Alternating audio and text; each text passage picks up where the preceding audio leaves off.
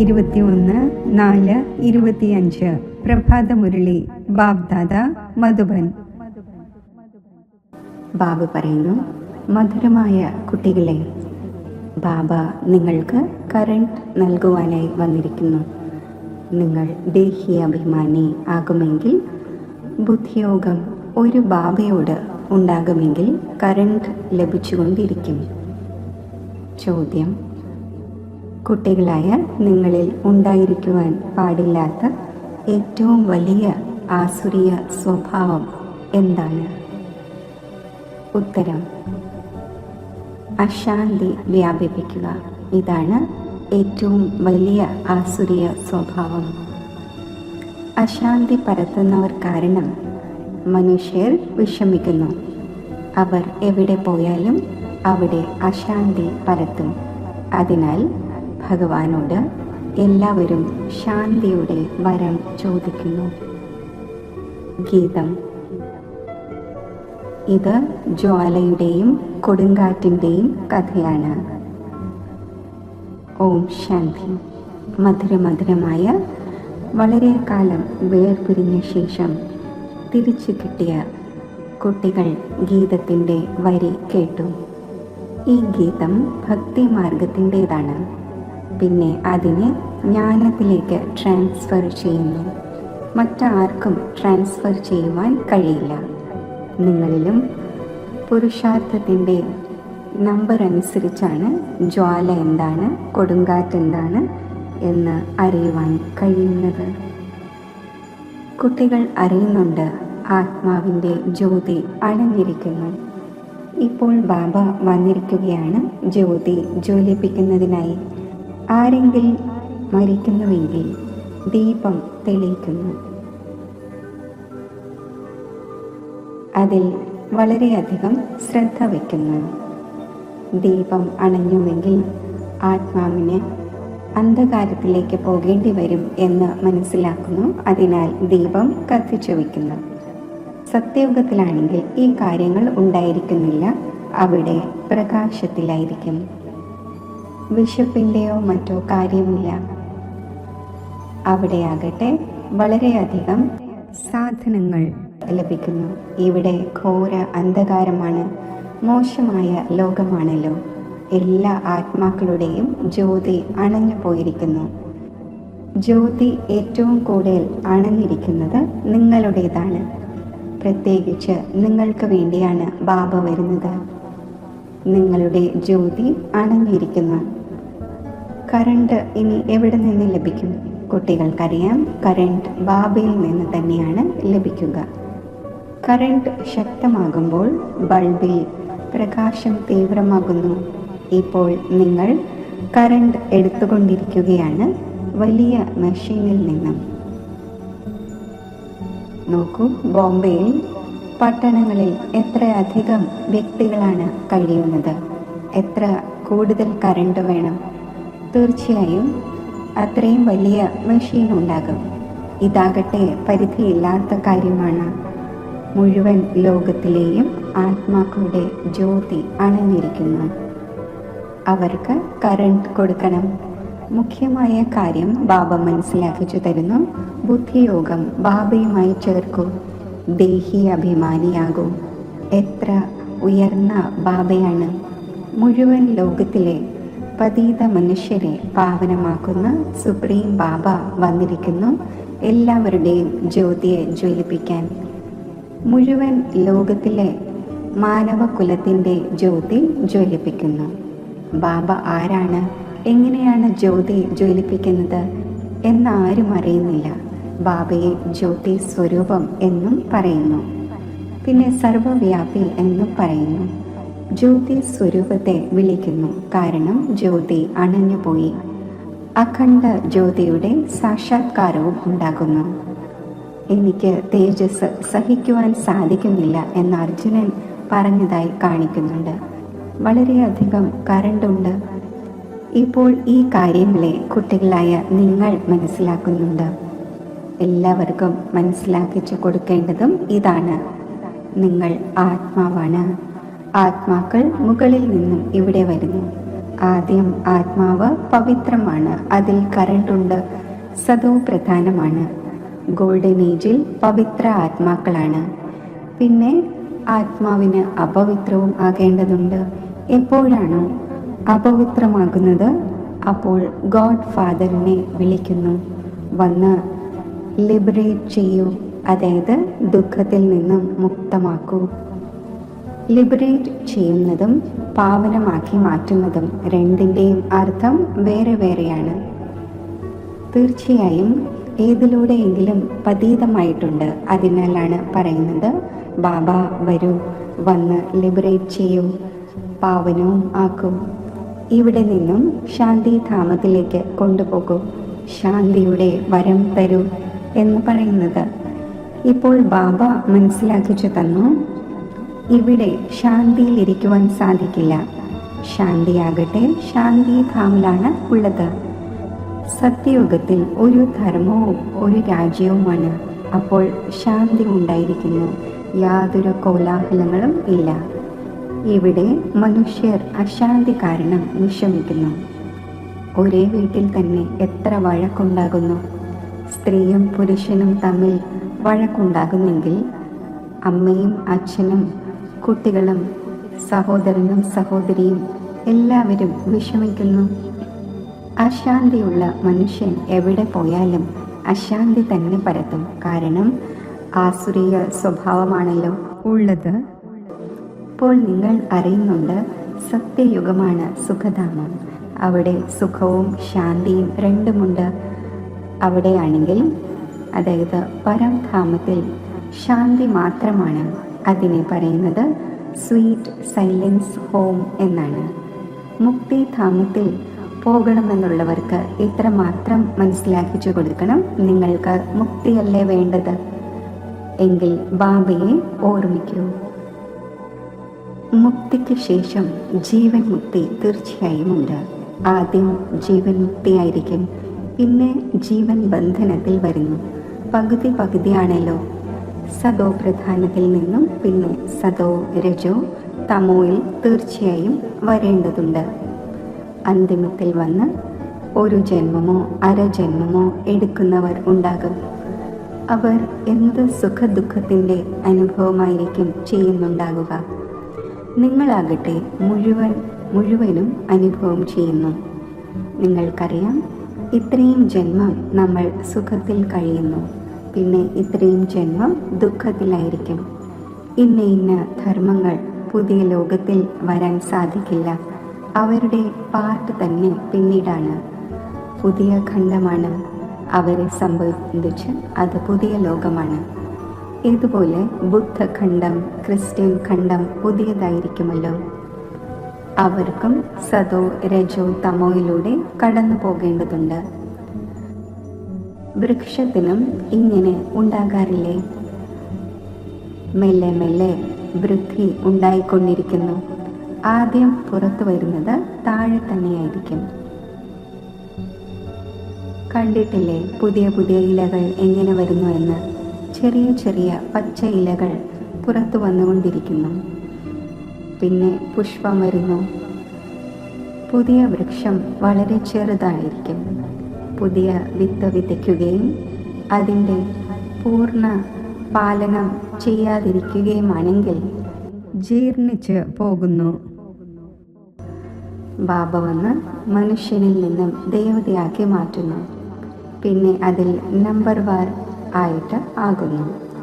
രാജധാനി സ്ഥാപനമാവുകയാണ്. വളരെ പേർ ഫെയിലായി പോകുന്നു. കുട്ടികളുടെ അവസ്ഥ എങ്ങനെയുള്ളതാണോ അതനുസരിച്ച് ബാബയിൽ നിന്നും സ്നേഹം ലഭിക്കുന്നു. ചില കുട്ടികളോട് ബാഹ്യ സ്നേഹവും കാണിക്കേണ്ടതായിട്ടുണ്ട്. ചിലരൊക്കെ എഴുതുന്നു, ബാബ നമ്മൾ ഫെയിലായിപ്പോയി, പതീതം ആയിപ്പോയി. അവർക്ക് ആര് കൈ കൊടുക്കുവാനാണ്? അവർക്ക് ബാബയുടെ ഹൃദയത്തിൽ കയറുവാനാകില്ല.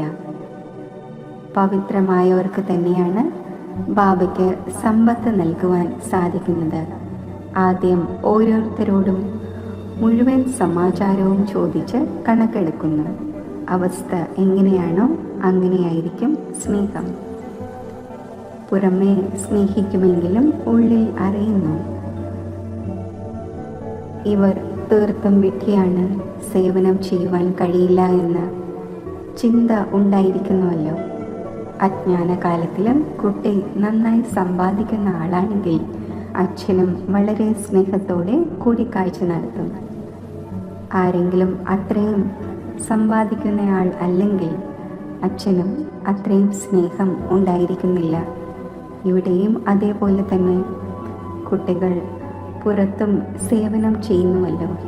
ഏത് ധർമ്മത്തിലുള്ളവരും ആയിക്കൊള്ളട്ടെ, അവർക്ക് മനസ്സിലാക്കിച്ചു കൊടുക്കണം. ബാബയെ ലിബറേറ്റർ എന്ന് പറയുന്നുവല്ലോ. ലിബറേറ്ററും ഗൈഡും ആരാണ്? ആ ഒന്നിൻ്റെ പരിചയം കൊടുക്കണം. സുപ്രീം ഗോഡ് ഫാദർ വരുന്നു, എല്ലാവരെയും ലിബറേറ്റ് ചെയ്യുന്നു. ബാബ പറയുന്നു, നിങ്ങൾ എത്ര പതീതമായി പോയി, പ്യൂരിറ്റിയേ ഇല്ല, ഇപ്പോൾ എന്നെ ഓർമ്മിക്കൂ. ബാബ എവർ പ്യുവറാണ്. മറ്റുള്ളവരെല്ലാം പവിത്രത്തിൽ നിന്നും തീർച്ചയായും അപവിത്രമാകുന്നു. പുനർജന്മങ്ങൾ എടുത്തെടുത്ത് താഴെ ഇറങ്ങി വരുന്നു. ഈ സമയം എല്ലാവരും പതീതമാണ്. അതിനാൽ ബാബ നിർദ്ദേശം നൽകുന്നു, കുട്ടികളെ, നിങ്ങൾ എന്നെ ഓർമ്മിക്കൂ, എങ്കിൽ പാവനമായി മാറും. ഇപ്പോൾ മൃത്യു മുന്നിൽ നിൽക്കുകയാണ്. പഴയ ലോകത്തിൻ്റെ അന്തിമമാണിപ്പോൾ. മായയുടെ എത്ര പുറംമൊഴിയാണുള്ളത്. അതിനാൽ ഇത് സ്വർഗമാണെന്ന് മനുഷ്യർ മനസ്സിലാക്കുന്നു. എയ്റോപ്ലെയിൻ, വൈദ്യുതി ആദിയായ എന്തെല്ലാമുണ്ട്, ഇതെല്ലാം മായയുടെ പോംപാണ്. ഇത് ഇപ്പോൾ സമാപ്തമാകണം. പിന്നെ സ്വർഗത്തിൻ്റെ സ്ഥാപനയുണ്ടാകും. ഈ വൈദ്യുതിയും മറ്റുമെല്ലാം സ്വർഗത്തിലുണ്ടായിരിക്കും. ഇനി ഇതെല്ലാം എങ്ങനെയാണ് സ്വർഗത്തിൽ വരുന്നത്? തീർച്ചയായും അറിവുള്ളവർ വേണം. നിങ്ങളുടെ അടുക്കൽ വളരെ നല്ല നല്ല വൈദഗ്ധ്യമുള്ളവർ വരും. അവർ രാജപദവിയിൽ വരികയില്ല, എങ്കിലും നിങ്ങളുടെ പ്രജയിൽ വരും. എഞ്ചിനീയർമാർ തുടങ്ങി പഠിച്ചിട്ടുള്ള നല്ല നല്ല വൈദഗ്ധ്യമുള്ളവർ വരും. ഈ ഫാഷൻ മുഴുവൻ പുറത്ത് വിദേശത്ത് നിന്നാണ് വരുന്നത്. അപ്പോൾ വിദേശത്തുള്ളവർക്കും നിങ്ങൾ ശിവ് ബാബയുടെ പരിചയം കൊടുക്കണം. ബാബയെ ഓർമ്മിക്കൂ. നിങ്ങൾക്കും യോഗത്തിൽ ഇരിക്കുന്നതിൻ്റെ പുരുഷാർത്ഥം വളരെയധികം ചെയ്യണം. ഇതിൽ തന്നെയാണ് മായയുടെ കൊടുങ്കാറ്റ് വളരെയധികം വരുന്നത്. ബാബ ഇത് മാത്രമാണ് പറയുന്നത്, എന്നെ മാത്രം ഓർമ്മിക്കൂ. ഇത് നല്ല കാര്യമല്ലേ? ക്രൈസ്റ്റും ബാബയുടെ രചനയാണ്. രചയിതാവായ സുപ്രീം സോൾ ഒന്നാണ്. മറ്റുള്ള എല്ലാവരും രചനയാണ്. രചയിതാവിൽ നിന്നാണ് സമ്പത്ത് ലഭിക്കുന്നത്. ഇപ്രകാരമുള്ള നല്ല നല്ല പോയിന്റ്സ് ഏതെല്ലാം ഉണ്ടോ അത് നോട്ട് ചെയ്യണം. ബാബയുടെ മുഖ്യ കർത്തവ്യമാണ് എല്ലാവരെയും ദുഃഖത്തിൽ നിന്നും മോചിപ്പിക്കുക. ബാബ സുഖധാമത്തിൻ്റെയും ശാന്തിധാമത്തിൻ്റെയും ഗേറ്റ് തുറക്കുന്നു. ബാബയോട് പറയുന്നു, അല്ലയോ ലിബറേറ്റർ, ദുഃഖത്തിൽ നിന്നും ലിബറേറ്റ് ചെയ്ത് നമ്മളെ ശാന്തിധാമത്തിലേക്കും സുഖധാമത്തിലേക്കും കൊണ്ടുപോകൂ. ഇവിടെ സുഖധാമം ആയിരിക്കുമ്പോൾ മറ്റെല്ലാ ആത്മാക്കളും ശാന്തിധാമത്തിൽ നിവസിക്കുന്നു. സ്വർഗത്തിൻ്റെ ഗേറ്റ് ബാബയാണ് തുറക്കുന്നത്. ഒരു ഗേറ്റ് പുതിയ ലോകത്തിൻ്റേത് തുറക്കുന്നു, രണ്ടാമത്തേത് ശാന്തിധാമത്തിൻ്റേത്. ഇപ്പോൾ ഏത് ആത്മാക്കളാണോ അപവിത്രമായത് അവർക്ക് ബാബ ശ്രീമത് നൽകുന്നു. സ്വയം ആത്മാവാണ് എന്ന് മനസ്സിലാക്കൂ, എന്നെ ഓർമ്മിക്കൂ, എങ്കിൽ നിങ്ങളുടെ പാപങ്ങൾ മുറിയും. ഇപ്പോൾ ആരെല്ലാം പുരുഷാർത്ഥം ചെയ്യുമോ അവർ പിന്നെ തൻ്റെ ധർമ്മത്തിൽ ഉയർന്ന പദവി നേടും. പുരുഷാർത്ഥം ചെയ്യുകയില്ലെങ്കിൽ കുറഞ്ഞ പദവി നേടും.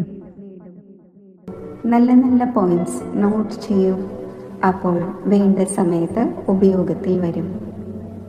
പറയൂ, ശിവ് ബാബയുടെ ഓക്കുപേഷൻ നമ്മൾ പറഞ്ഞു തരാം എന്ന്.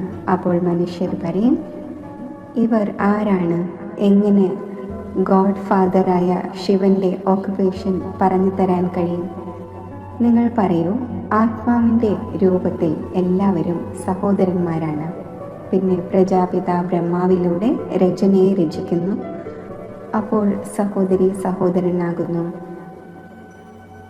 ലിബറേറ്റർ എന്നും ഗൈഡ് എന്നും പറയുന്ന ഗോഡ് ഫാദർ ആരാണോ, ആ ഒന്നിൻ്റെ ഓക്കുപേഷൻ നമ്മൾ താങ്കൾക്ക് പറഞ്ഞു തരികയാണ്.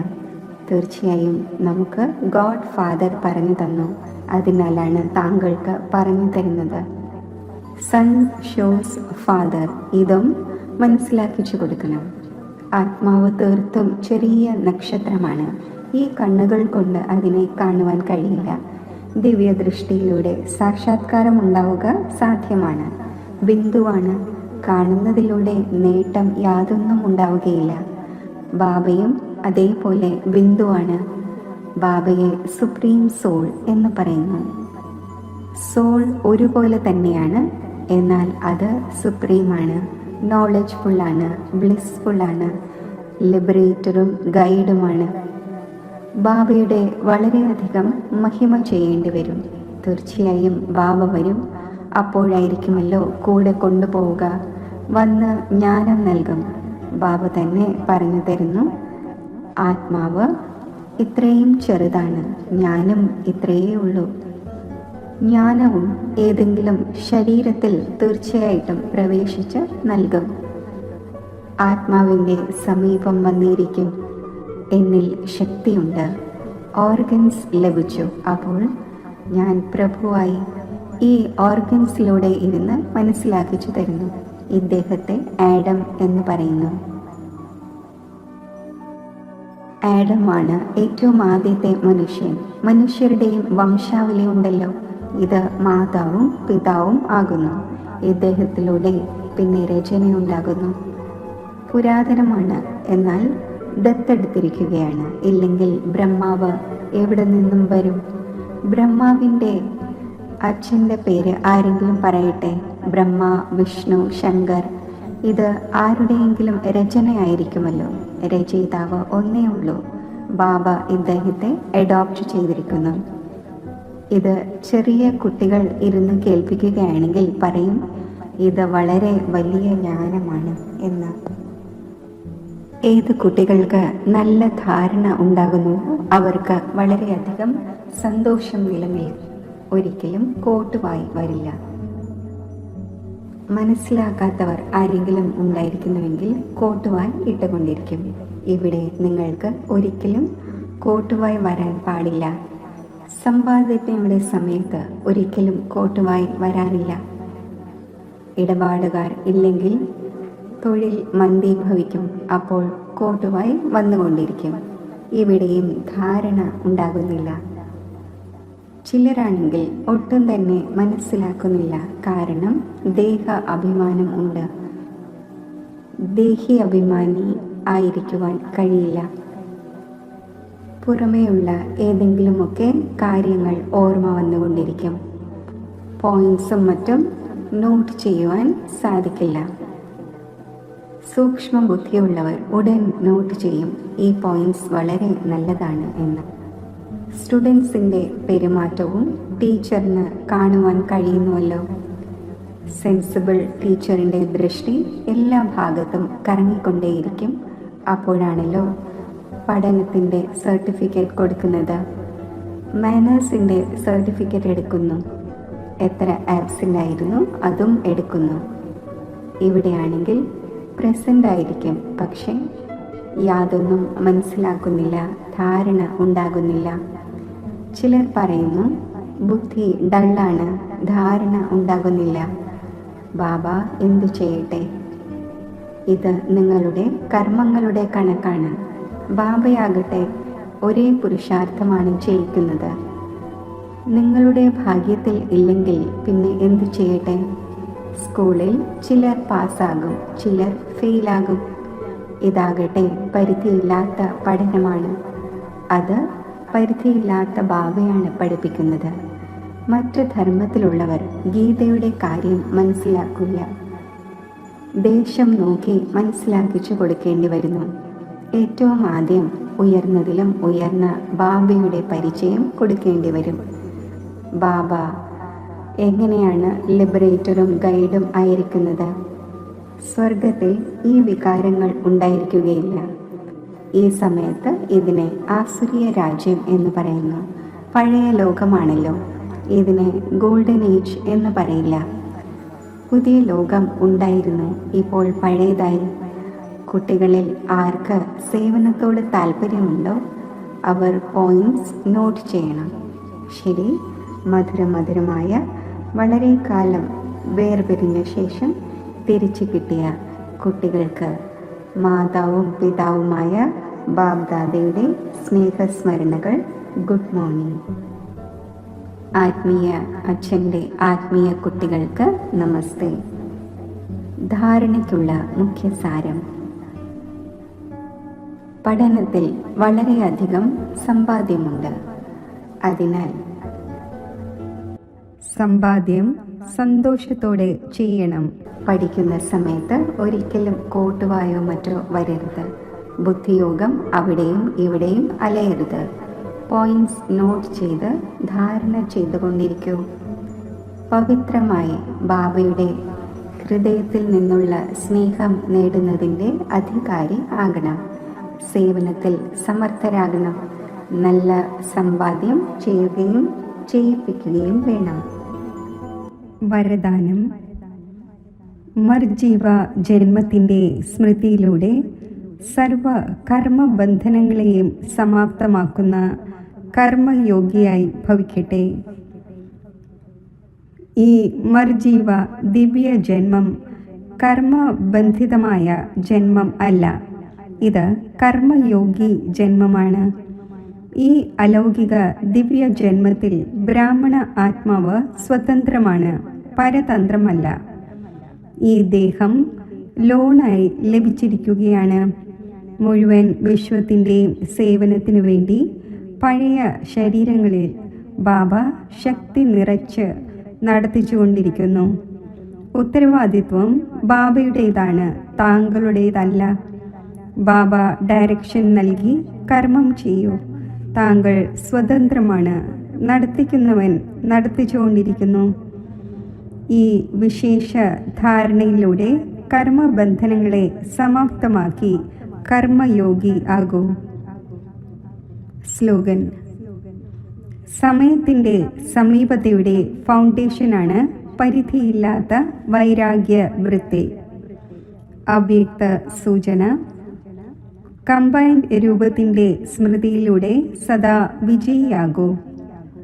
എത്രത്തോളം ഓർമ്മയിൽ ഇരിക്കുമോ അത്രയും ഈ അനുഭവമുണ്ടാകും: ഞാൻ ഒറ്റയ്ക്കല്ല, എന്നാൽ ബാബ്ദാദ സദാ കൂടെയുണ്ട്.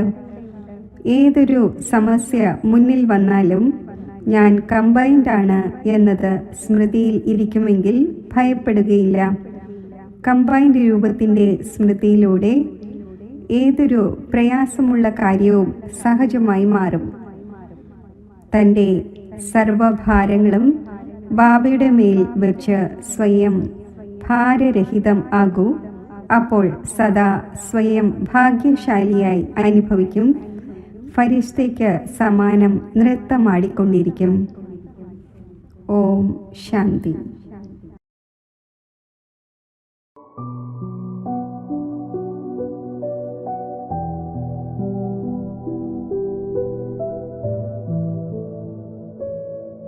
ഓം ശാന്തി.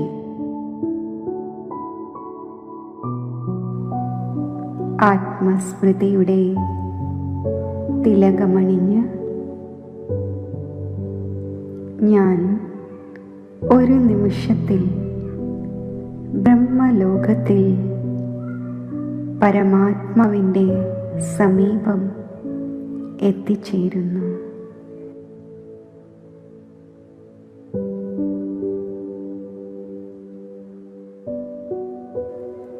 ശിവപരമാത്മാവിൻ്റെ തേജസ്വി കിരണങ്ങൾ ആത്മാവിൽ സ്പർശിക്കുന്നു.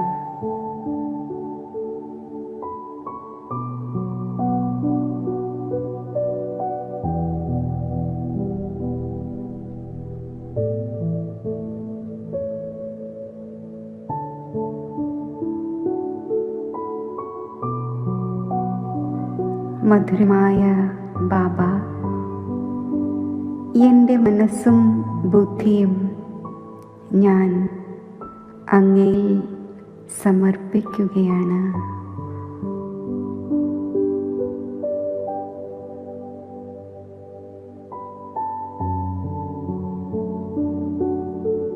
അങ്ങയുടെ സന്താനമായ ഞാൻ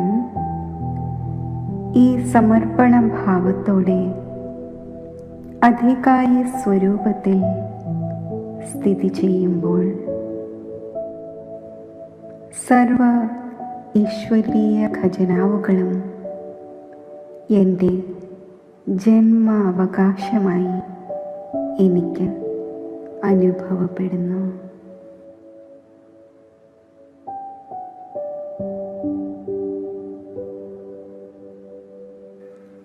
വരദാതാവായ ബാബ, അങ്ങ് നൽകുന്ന വരദാനങ്ങൾ എന്നെ സമ്പൂർണതയുടെ പുരുഷാർത്ഥത്തിൻ്റെ മാർഗത്തിൽ സഹജമായി മുന്നോട്ട് നയിക്കുന്നു.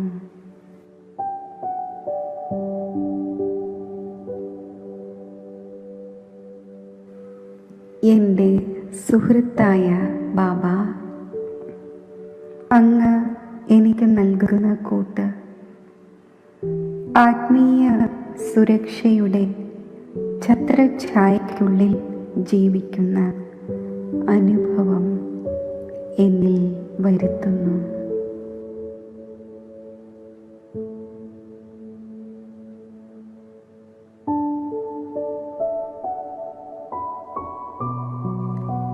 എൻ്റെ മാതാവും പിതാവുമായ ശിവപരമാത്മാ,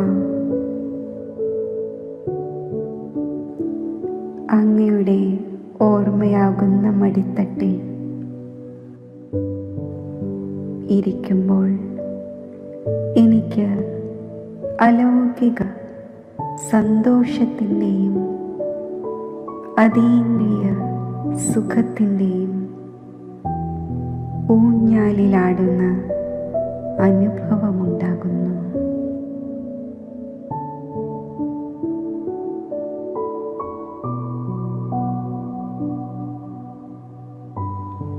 ബിന്ദുരൂപമായ ബാബയിൽ നിന്നും ലൈറ്റിൻ്റെയും മൈറ്റിൻ്റെയും കിരണങ്ങൾ എനിക്ക് പ്രാപ്തമാകുന്നു.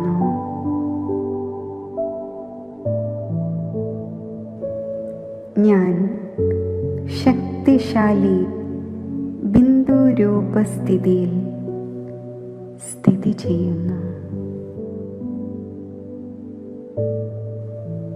ഈ ശക്തിശാലി സ്ഥിതിയിൽ എൻ്റെ അനേകം ജന്മങ്ങളിലെ പാപങ്ങൾ ഭസ്മമാകുന്നു.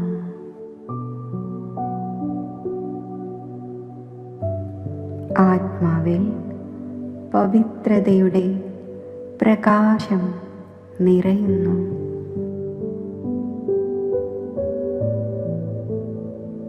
വിശ്വമംഗളകാരിയായ ബാബയോടൊപ്പം ഞാൻ കമ്പൈൻഡ് രൂപത്തിലിരുന്ന്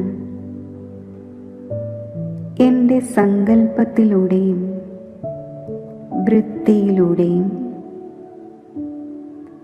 സുഖത്തിൻ്റെയും ശാന്തിയുടെയും ശക്തിയുടെയും സ്നേഹത്തിൻ്റെയും ആനന്ദത്തിൻ്റെയും